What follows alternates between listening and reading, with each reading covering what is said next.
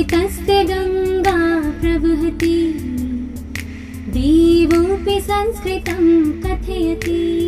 प्रिय संस्कृत मित्राणि, नमः संस्कृताय।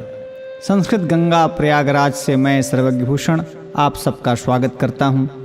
आरपीएससी सेकेंड ग्रेड संस्कृत के पाठ्यक्रम की कुछ मूल पाठ हम आज आपको सुनाएंगे। संज्ञा प्रकरणतः सामान्य प्रश्नाः, इसमें हम लोग इत संज्ञा पढ़ेंगे। इत संज्ञा करने वाले अष्टाध्यायी में जो सूत्र आए हैं उनमें पहला सूत्र है उपदेशे अजनुनासिक इत, अर्थात उपदेशावस्था में जो अनुनासिक स्वर होता है उसकी इत संज्ञा होती है। अनुनासिक का अर्थ होता है ऐसा स्वर जिसे मुख सहित नासिका से बोला जाए। मुख नासिका वचनोनुनासिका, जैसे वस, आस, एध, तुम, न आदि में यहाँ जिन स्वरों में अनुनासिक का चिन्ह लगा है उनकी इस सूत्र से इत संज्ञा होगी तथा उसका लोप होगा। अर्थात वस में वस तथा तुमुन में तुम शेष बचेगा। उपदेशावस्था हम किसे कहेंगे? उपदेश को परिभाषित करते हुए वरदराज कहते हैं उपदेश आद्योच्चारणम, अर्थात पाणिनि, कात्यायन एवं पतंजलि ने जिसका प्रथम उच्चारण या प्रथम पाठ किया है उसे उपदेश कहते हैं। उपदेश के संदर्भ में व्याकरण शास्त्र में एक पद्य भी बहुत प्रसिद्ध है। धातु सूत्र गणोणादि वाक्यलिंगानुशासनम आगम प्रत्ययादेशा उपदेशा प्रकीर्तिताः। भू आदि धातु, अ ई ऊण आदि सूत्र, गण पाठ उणादि सूत्र, वार्तिक, लिंगानुशासन, आगम, प्रत्यय और आदेश ये उपदेश माने जाते हैं। जैसे डुक्रिय करणे, एध वृद्धौ, तुमुन, क्षत्रि ये पाणिनि द्वारा प्रथम उच्चारण करने के कारण उपदेश कहे जाएंगे। इस प्रकार उपदेशावस्था में विद्यमान अनुनासिक स्वरों की उपदेशे अजनुनासिक इत, इस सूत्र से इत संज्ञा होगी। इत संज्ञा के बाद इनका तस्य लोपः सूत्र से लोप होता है। निष्कर्षतः पाणिनि आदि आचार्यों ने धातु, प्रत्यय, आगम, आदेश आदि को मूलतः जिस रूप में कहा है वही उपदेश है। जैसे क्रि धातु की उपदेशावस्था है डुक्रिय, मिद धातु की उपदेशावस्था है ईमिदा, तुम प्रत्यय की उपदेशावस्था है तुमुन इत्यादि। हलन्त्यम, यह इत संज्ञा करने वाला दूसरा सूत्र है जो अष्टाध्यायी के पहले अध्याय के तीसरे पाद के तीसरे स्थान पर है। हलन्त्यम कहता है कि उपदेशावस्था में जो अंतिम हल अर्थात व्यंजन होता है उसकी इत संज्ञा होती है। जैसे डुपचश में शा की इत संज्ञा होगी। यह धातु का अंतिम व्यंजन है, इसकी इत संज्ञा इसी हलन्त्यम सूत्र से होती है।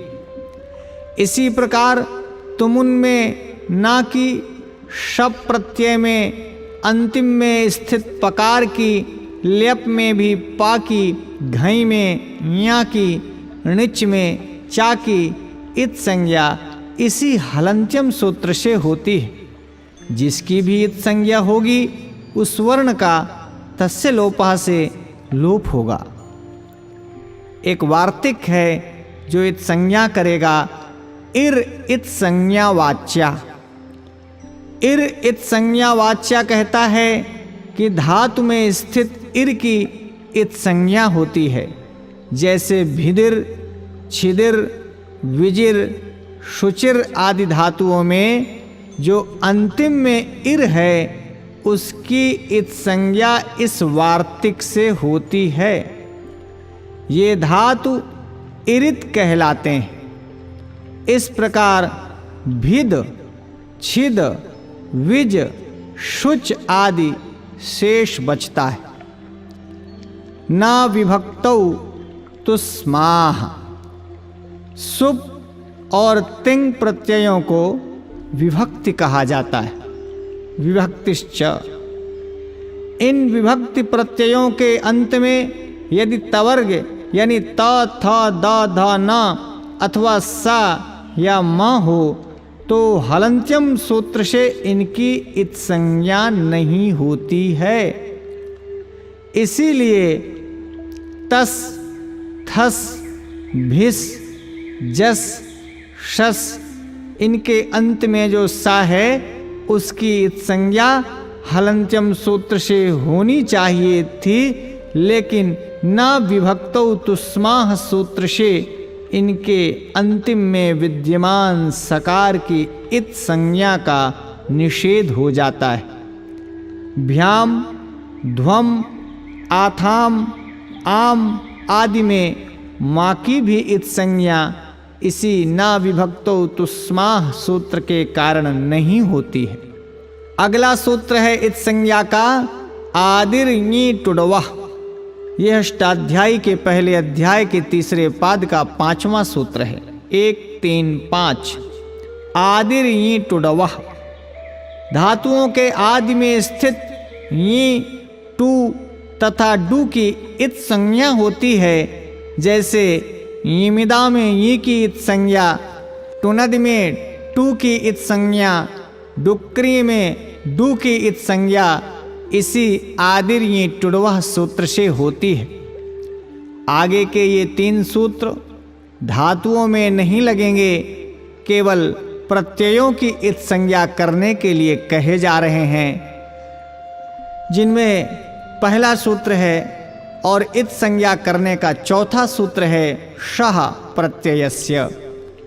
शः प्रत्ययस्य यह सूत्र अष्टाध्यायी के पहले अध्याय के तीसरे पाद का 6वां सूत्र है। इसका अर्थ हुआ कि प्रत्यय के आदि में स्थित शा की इत संज्ञा होती है, अतः शाकन, श्वुन, श्फा आदि प्रत्ययों के आदि शकार की इत संज्ञा यह सूत्र करता है।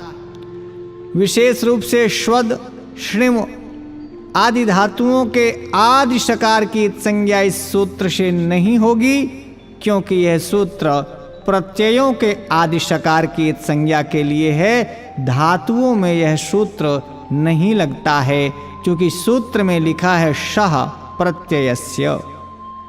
अगला इत संज्ञा करने वाला सूत्र है चुटू। यह अष्टाध्यायी के पहले अध्याय के तीसरे पाद का 7वां सूत्र है। प्रत्ययों के आदि में स्थित चू यानी चवर्ग, च, छ, ज, झ, ञ की तथा टू अर्थात टवर्ग, टा, ठा, डा, ढा, ण की इत संज्ञा चुटू सूत्र से होती है। जैसे जस प्रत्यय में जा की, टा में ट की, ण्यत और णवुल में णा की इत संज्ञा इसी सूत्र से होती है।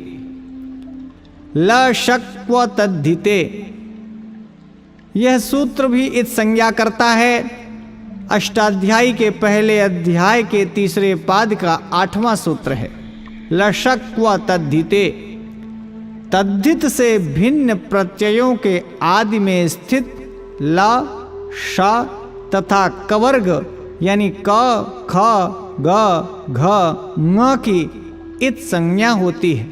जैसे शप, श्यन, श्ना, क्षत्रि, शानच इन प्रत्ययों के आदि में शा है। इनकी इत संज्ञा इसी लशक व तद्धिते सूत्र से होगी। ल्यप, ल्युट, ल्यू आदि प्रत्ययों के आदि लकार की इत संज्ञा इसी सूत्र से होती है।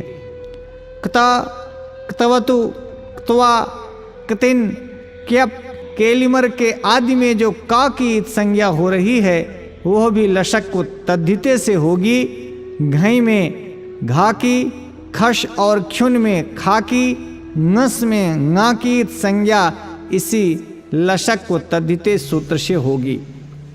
ध्यान दें, लच, खा, घा आदि प्रत्ययों में ला, खा, घा आदि की इत संज्ञा इस सूत्र से नहीं हुई क्योंकि ये तद्धित प्रत्यय हैं और यह सूत्र तद्धित प्रत्ययों में नहीं लगेगा। ध्यान रहे, केवल लशक को तद्धिते यही एकमात्र ऐसा सूत्र है जो तद्धित प्रत्ययों में नहीं लगता। तस्य लोपः, यह सूत्र पहले अध्याय के तीसरे पाद का 9वां सूत्र है, लेकिन यह सूत्र इत संज्ञा नहीं करता, ये इत संज्ञक वर्णों का लोप करता है। तस्य लोपः, उपर्युक्त सूत्रों से जिसकी भी इत संज्ञा होती है उन सभी वर्णों का लोप हो जाता है। अदर्शनम लोपः, जो दिखाई ना दे वह लोप है, अर्थात जिन जिन वर्णों की इत संज्ञा होती है वे तस्य लोपा से लोप होकर हट जाते हैं, अर्थात दिखाई नहीं पड़ते हैं। जैसे क्ता प्रत्यय में का की लशक व तद्धिते सूत्र से इत संज्ञा होती है तथा तस्य लोपा से लोप होकर केवल ता शेष बचता है। जिसका भी इत संज्ञा होकर लोप हो जाएगा वह दिखाई नहीं पड़ेगा। इस प्रकार तस्य लोपः सूत्र तो लोप का विधान करने के कारण विधि सूत्र हुआ, शेष सूत्र इत संज्ञा करने के कारण संज्ञा सूत्र कहे जाएंगे। ना विभक्तौ तुस्माह, इत संज्ञा का निषेध करने के कारण निषेध सूत्र कहा जाएगा। इन सूत्रों से धातुओं एवं प्रत्ययों के अनुबंधों की इत संज्ञा होकर शुद्ध रूप ही बचता है। जैसे डुक्री में क्री, शप में शप, तुमुन में तुम, शत्र में अथ, शानच में आन आदि शेष बचेगा। जिनमें का की इत संज्ञा हुई है वे प्रत्यय कित कहलाते हैं। जैसे क्ता, क्तवतु, क्यप, त्वा, क्तिन आदि कित प्रत्यय हैं। जिनमें ला की इत संज्ञा हुई है वे लित प्रत्यय कहे जाते हैं। जैसे ल्युठ, ल्यू, ल्यप आदि लित प्रत्यय। अब हम लोग पढ़ेंगे आरपीएससी सेकंड ग्रेड के पाठ्यक्रम में संयोग संज्ञा आपको पढ़नी है। संयोग संज्ञा करने वाला सूत्र अष्टाध्यायी के पहले अध्याय के पहले पाद का 7वां सूत्र है हलोनंतराः संयोगः। हलोनंतराः संयोगः, ऐसे दो या दो से अधिक व्यंजन जिनके बीच में कोई स्वर न आया हो, अर्थात स्वरों का व्यवधान ना हो, ऐसे व्यंजनों की संयोग संज्ञा होती है। जैसे पुष्प में शा और पा का संयोग है, अग्नि में गा ना इनका संयोग है, राष्ट्र में शा टा रा का संयोग है, बुद्धि में दा धा का संयोग है। इसके बाद संहिता संज्ञा। संहिता संज्ञा अष्टाध्यायी के पहले अध्याय के चौथे पाद का 108वां सूत्र है परः सन्निकर्षः संहिता। परः सन्निकर्षः संहिता वर्णों के अत्यधिक सामीप्य की संहिता संज्ञा होती है। मधुधन अरिः मध्वरिः, यहाँ ऊ और आ संहिता संज्ञक हैं। रमा ईशः रमेशः, यहाँ आ और ई की संहिता संज्ञा हुई है। अगली संज्ञा है सवर्ण संज्ञा। अष्टाध्यायी के पहले अध्याय के पहले पाद का 9वां सूत्र है तुल्यास्य प्रयत्नम सवर्णम। तुल्यास्य प्रयत्नम सवर्णम तालु आदि उच्चारण स्थान तथा आभ्यंतर प्रयत्न, ये दोनों जिस वर्ण के साथ तुल्य हों अर्थात समान हों वे अक्षर समूह परस्पर सवर्ण संज्ञक होते हैं। जैसे आ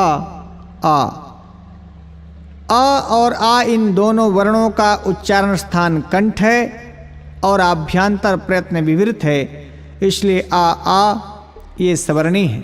ई ये परस्पर सवर्णी है। उ और उ ये परस्पर सवर्णी है।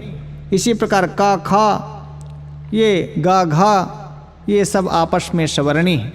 चूँकि का खा इस पूरे कवर्ग का उच्चारण स्थान कंठ और आभ्यंतर प्रयत्न स्पृष्ट है और जिन वर्णों का उच्चारण स्थान और आभ्यंतर प्रयत्न समान हो वे परस्पर सवर्णी होते हैं। एक वार्तिक है री वर्णयोर मिथा सावर्ण्यम वाच्यम, ऐसा कात्यायन कहते हैं। ऋकार और लकार इन वर्णों की परस्पर सवर्ण संज्ञा कहनी चाहिए।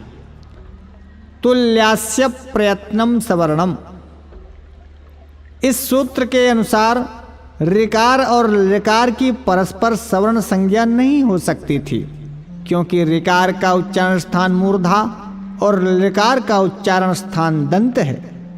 परंतु तवलकार आदि प्रयोगों के लिए इनकी सवर्ण संज्ञा आवश्यक थी। इस वार्तिक के आधार पर रि और रि इनका उच्चारण स्थान साम्य न होने पर भी सवर्ण संज्ञा सिद्ध हो जाती है। रि वर्णयोर मिथा सावर्ण्यम वाच्यम। अगली संज्ञा है उदात्त। सूत्र है उच्चैरुदात्तः। पहले अध्याय के दूसरे पाद का 29वां सूत्र है उच्चैरुदात्तः। मुख के भीतर जो कंठ तालु आदि उच्चारण स्थान हैं उनके ऊर्ध्व भाग से बोले जाने वाले अच यानी स्वर की उदात्त संज्ञा होगी। अनुदात्त संज्ञा। अनुदात्त के लिए सूत्र है पहले अध्याय के दूसरे पाद का 30वां सूत्र है नीचैरनुदात्तः। नीचैरनुदात्तः कंठ तालु आदि उच्चारण स्थानों के निम्न यानी अधोभाग से उच्चरित अच यानी स्वर की अनुदात्त संज्ञा होती है। स्वरित संज्ञा। स्वरित के लिए सूत्र है समाहारः स्वरितः। समाहारः स्वरितः ये अष्टाध्यायी के पहले अध्याय के दूसरे पाद का 31वां सूत्र है, जहाँ उदात्त और अनुदात्त दोनों का समाहार होता है। उस अच यानी स्वर की स्वरित संज्ञा होगी। उदात्त अनुदात्त और स्वरित प्रयत्न केवल स्वरों के होते हैं। ध्यान दें, उदात्त अनुदात्त और स्वरित ये प्रयत्न केवल स्वरों के होते हैं। उदात्त अनुदात्त और स्वरित को समझने के लिए वैदिक ग्रंथों में विशेष चिन्हों का हम प्रयोग करते हैं। अनुदात्त अक्षर के नीचे पड़ी लाइन स्वरित के ऊपर खड़ी लाइन होती है, जबकि उदात्त के लिए कोई भी चिन्ह वेदों में नहीं होता है। स नः पितेव सूनवे अग्ने सुपायनो भव। इस उदाहरण में जो नीचे पड़ी लाइन है वो अनुदात्त की सूचना देता है और जो खड़ी लाइन है वह स्वरित स्वरों की सूचना दे रहा है। उच्चारण स्थानानि। वर्णों का उच्चारण स्थान। मुख के जिस भाग से जिस वर्ण का उच्चारण किया जाता है वही उस वर्ण का उच्चारण स्थान कहा जाता है। वरदराज ने कुछ पंक्तियां लिखी हैं उच्चारण स्थान के संदर्भ में। अकुह विसर्जनीया नाम कंठः, अर्थात आ और कु यानी कवर्ग का खा गा घा ङ हा और विसर्ग इनका उच्चारण स्थान कंठ है। अकूह विसर्जनीयानाम कंठः। दूसरा है ईचू यशानाम तालु। ई चू यानी चवर्ग, चा छा जा झा या और शा ये तालव्य वर्ण हैं, इनका उच्चारण स्थान तालु है। री टू र षाणाम मूर्धा। री टू र षाणाम मूर्धा।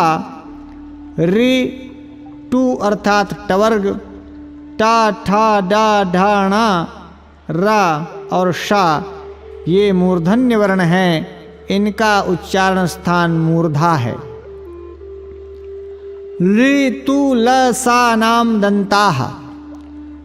ली तू अर्थात तवर्ग, ता था दा धा ना ला और सा ये दंत्य वर्ण हैं, इनका उच्चारण स्थान दंत है। ओ पू पद्मानीयानाम ओष्ठौ।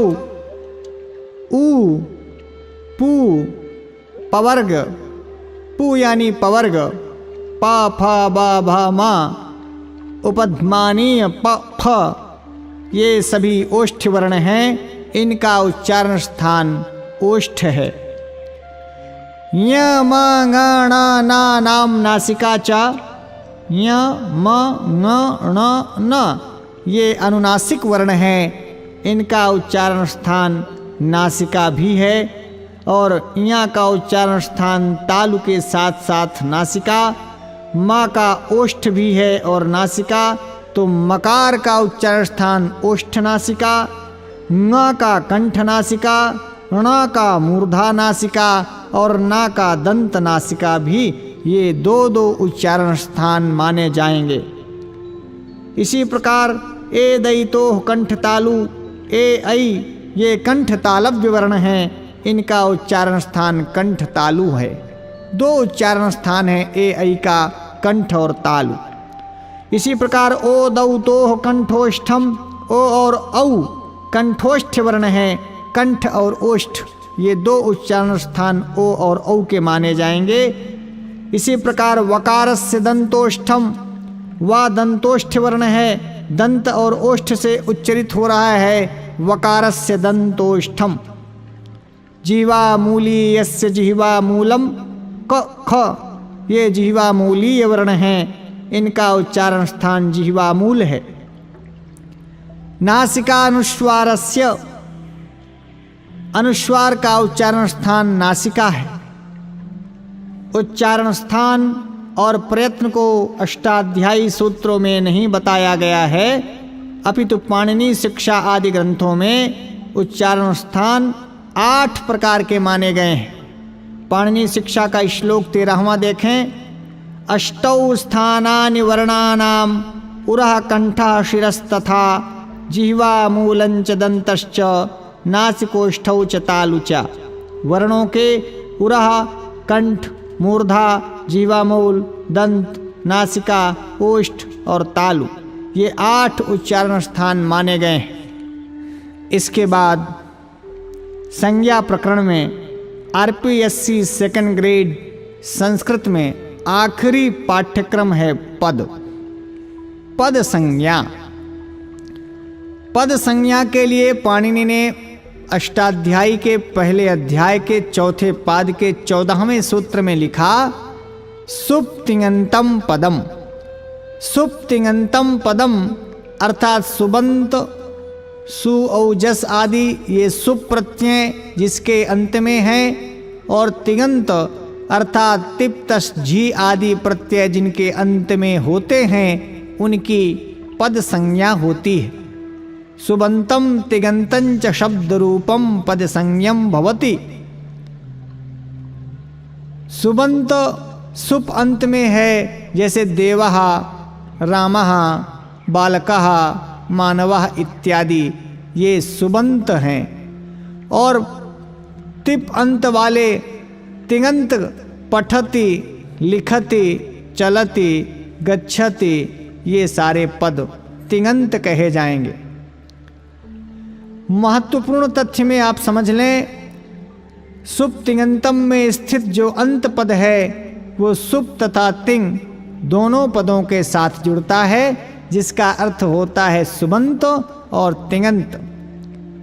स्वौजस मौठसस इत्यादि सूत्र के द्वारा कहे गए 21 प्रत्यय सुप कहलाते हैं और तिप तर्जी सिप थस्था मिप वस्मस्ता आताम झा थास आथाम ध्वम इड वही महिंग इत्यादि सूत्र के द्वारा कहे गए 18 प्रत्यय तिंग प्रत्यय है। ये प्रत्यय जिसके अंत में होते हैं उस समग्र समुदाय की पद संज्ञा होती है। प्रातिपदिकों में प्रथमा से सप्तमी तक सुप विभक्तियां लगाकर जो शब्द रूप बनते हैं वे सुबंत पद हैं। धातुओं से लट आदि विभिन्न लकारों में तिंग विभक्तियां लगाकर जो धातु रूप बनते हैं वे तिङन्त पद हैं। इस प्रकार पद 2 प्रकार के हैं। सुबंत पद शब्द रूप हैं, जैसे रामः रामौ रामाः आदि। तिङन्त पद धातु रूप हैं, जैसे पठति पठतः पठन्ति आदि।